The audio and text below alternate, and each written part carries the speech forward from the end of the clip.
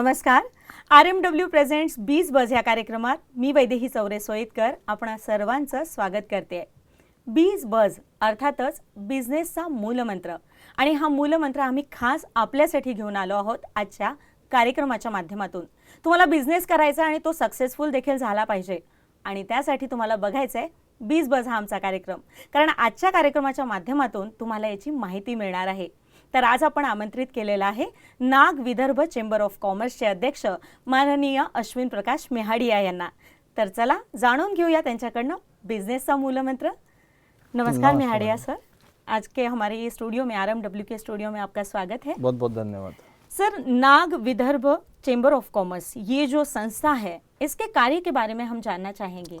Madam, Nag Vidarbha chamber of commerce ये 75 साल से व्यापारी और सरकार के बीच में सेतु का काम कर रही है. हाँ. जो भी व्यापारी को परेशानी होती है वो सरकार तक पहुंचाना, और आप विश्वास नहीं करेंगे कि Nag Vidarbha chamber of commerce ने जो जो मुद्दे सरकार तक पहुंचाए उसमें से 60-70% मुद्दे सरकार ने हल करी है, क्योंकि Nag Vidarbha chamber of commerce जो मुद्दे लेता है वो सटीक मुद्दे लेता है. हाँ. और उसके बाद ही सरकार उस पर ध्यान देकर अपना काम करती है. हाँ, आज 13 लाख ट्रेडर्स इससे जुड़े हुए हैं. बहुत ही खुशी की बात है. पूरे विदर्भ के ट्रेडर्स जुड़े हुए हैं मैडम. हाँ. ये विदर्भ की एपेक्स ट्रेड बॉडी है. हाँ, तो अभी रिसेंटली बिजनेसमैन बोला तो अर्थसंकल्प से बहुत ज्यादा रिलेशन होता है उसका. तो इस रिसेंटली जो सेंट्रल का अर्थसंकल्प आया है इसके बारे में आप क्या कहना चाहेंगे. मैडम, इसके बारे में तो एक छोटा सा ही ये है कि मिला जुला है, क्योंकि इसके पहले तकरीबन कोरोना पीरियड में सरकार ने 4-5 मिनी बजट टाइप प्रोविजंस दे दिए थे. जैसे आप देखे होंगे 20 लाख करोड़ का पैकेज दिए, तो वो सब करते करते ये बजट में इतना कुछ खास नहीं रहा व्यापारी के लिए. लेकिन हमारी सरकार से मांग थी जो कि ये बजट में नहीं आ सकती थी, लेकिन फिर भी जीएसटी के अंदर आज भी अगर किसी ने रिटर्न फाइल करा है तो उसको रिवीजन का कोई मौका नहीं है. हाँ. जबकि सरकार ने खुद जीएसटी लाए बाद कम से कम अभी तक 1000 संशोधन कर दिया है. लेकिन मेरा व्यापारी जब जीएसटी भरता है और उसकी कुछ गलती होती है तो उसको रिवीजन का मौका नहीं है. हाँ. तो हमने ये बजट में तो नहीं, क्योंकि वो जीएसटी काउंसिल का मैटर है, लेकिन फिर भी हमने चाहा था बजट में मैडम कुछ बोल दे, लेकिन वो हुआ नहीं. हाँ. बाकी सरकार ये बजट मिला जुला रहा. सीनियर सिटीजन्स के लिए जो वित्त मंत्री जी ने 75 साल के ऊपर वाले वो सुपर सीनियर हो जाते हैं, उनको इनकम टैक्स से छूट दी है. तो हमारा ऐसा बोलना था कि अगर वो आदमी किसी भी फर्म में पार्टनर है या कुछ है तो भी उसको छूट मिलना चाहिए. हाँ. इनमें सिर्फ जो पेंशन वाले हैं उनको छूट दी है.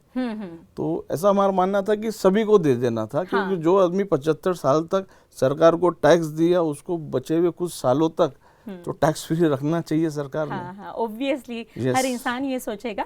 ये तो हो गया सेंट्रल के बारे में, ये हमने कहा. इसके अलावा अभी स्टेट का बजट डिक्लेयर होने वाला है, तो आपके Nag Vidarbha chamber of commerce की कुछ अपेक्षाएं हैं क्या स्टेट के बजट? मैडम, अभी 2-3 दिन पहले हम अजीत दादा पवार जो डिप्टी सीएम है और फाइनेंस मंत्री भी हमारा सरकार के, हम उनसे मिले. हमारी मतलब इस बार बजट में कुछ अलग विशेष मांगे हैं. जैसे प्रोविजंस करने की मांगे हमारी, जैसे कि वैट 2017 में जब जीएसटी 1 जुलाई से लगा तो खत्म हो गया. हाँ. लेकिन आज तक भी उसके असेसमेंट और उसके ऑडिट चल रहे हैं, जिससे व्यापारी को कंटिन्यूस नोटिस आ रहे हैं और वो परेशान है. जबकि अब उसमें होना जाना कुछ नहीं है, लेनदारी देनदारी उसमें भी कुछ नहीं है. लेकिन उसके ऑडिट्स ऐसे चल रहे हैं कि व्यापारी कंटिन्यूस से परेशान है. तो हमने सरकार अजीत दादा पवार से ये निवेदन किया है कि उसको बजट में प्रोविजन करके उसको समाप्त किया जाए. हाँ, इसके अलावा एलबीटी को लेकर कुछ प्लानिंग है? मैडम, एलबीटी तो नागपुर शहर का मुद्दा है जरूर, लेकिन और ये नागपुर शहर के व्यापारियों का जी का जंजाल बन चुका है. इसमें जैसे अगर आपने उनके नोटिस का जवाब नहीं दिया है, भले आपकी 0% टैक्स लाइबिलिटी आ रही है, आप नागपुर शहर के बाहर है, लेकिन आपका ऑफिस नागपुर में होने के कारण आपका एलबीटी नंबर नागपुर में आया है, तो भी अगर आपने रिटर्न फाइल नहीं करा है, तो अगर आपका टर्नओवर 10 करोड़ रुपए का है तो वो उस पे ही आपको 4% लगा के बेस्ट जजमेंट करके 1-1, 2-2, 2.5 करोड़ के नोटिस दे रहे हैं.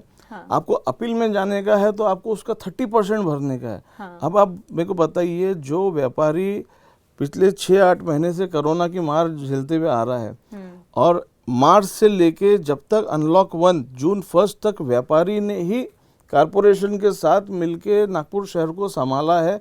उनने एनजीओज बना के अपना अपना सेवाएं दी है, जिसको अभी हमारे नए महापौर दयाशंकर जी तिवारी ने 10 दिन पहले रिकॉग्नाइज भी करा है. सुरेश भट्ट सभागृह में उनने सबको माननीय नितिन गडकरी जी के हाथ से शॉल श्रीफल देके सम्मान किया है। हमारी नागपुर महानगर पालिका ने 2019 मार्च के नोटिस, डेट के नोटिस 1 जुलाई 2020 को उनने सब व्यापारियों को दे दिए, क्योंकि वो टाइम बार हो गए थे। उनको वही डेट में देना चाहिए था। तो ऐसी पद्धति से वो काम कर रहे, तो हमने अजीत दादा पवार से भी चाहा कि ये डिपार्टमेंट तुरंत बंद होना चाहिए, क्योंकि इनकी रिकवरी 10 करोड़ का नोटिस है, अगर आप पूरे पेपर्स दे देते हो तो जीरो हो जाता है वो नोटिस। इसके अलावा कुछ आकांक्षाएं हैं, कुछ अपेक्षाएं हैं? मैडम, एक हमने मई महीने में महाराष्ट्र सरकार को सुझाव दिया था कि स्टैम्प ड्यूटी के रेट कम किया जाए, क्योंकि कोरोना काल आ गया तो महाराष्ट्र सरकार ने वो हमारी बात मानी और स्टैम्प ड्यूटी 2 से 3% उन्हें घटाई।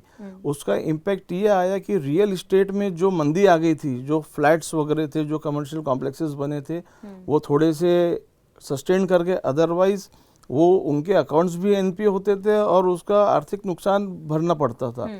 इसमें जो जरूरतमंद थे उन्होंने अपना फ़ायदा लिया वो ड्यूटीज़ का, क्योंकि वो 2 से 3% ड्यूटी भी लाखों में होती है।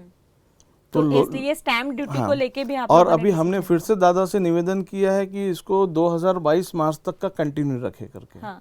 तो स्टैम्प ड्यूटी, जीएसटी हो गया, वैट हो गया, इसके अलावा भी और कुछ सोचा है? मैडम, एक बहुत मतलब पूरे महाराष्ट्र के लिए ये मुद्दा है कि ready reckoner value, ready reckoner value वो होती है जो हर एरिया में डिफाइन की जाती है कि इस एरिया का मूल्य जमीन का ये है या फ्लैट का ये है। हम ऐसा देख रहे हैं कहीं पर भी, अगर पर्टिकुलरली समझिए इस एरिया में जहाँ महल में हम लोग बैठे हैं अभी बड़कस चौक में, यहाँ पर कोई दुकान की वैल्यू 1 रुपये है, तो रेडी रेकनर की वैल्यू उसकी 2 रुपये की है। तो हम वो चाहते हैं सरकार से कि वो उसको सुधार के रियलिस्टिक वैल्यू पे लाए, ताकि व्यापार फले फूले और सरकार को भी उसका रेवेन्यू अच्छा मिलेगा। जैसे स्टैम्प ड्यूटी का बात हुआ, तो स्टैम्प ड्यूटी कम करने के बाद सरकार को लास्ट ईयर से 25% ड्यूटी ज्यादा गई है। Nag Vidarbha chamber of commerce ने बहुत अपेक्षाएं रखी है, तो ये अपेक्षाएं पूरी हो सकती है क्या? ऐसी आशा है क्या आपको? मैडम, राजनीतिक इच्छा शक्ति रही तो कुछ भी हो सकता है। ये हमारे माननीय गडकरी साहब ने करके दिखा दिया नागपुर शहर में। जो नागपुर शहर एक शहर कम छोटा गांव था, उसको अभी मल्टी सिटी बनाने के इसमें वो चले गए। आप देखेंगे नागपुर का पहला डबल डेकर फ्लाईओवर भी नागपुर में आया, मेट्रो का। तो इच्छा शक्ति राजनीतिक रही तो कोई कुछ भी कर सकता है, न तो ब्यूरोक्रेसी उन पे हावी रहती है।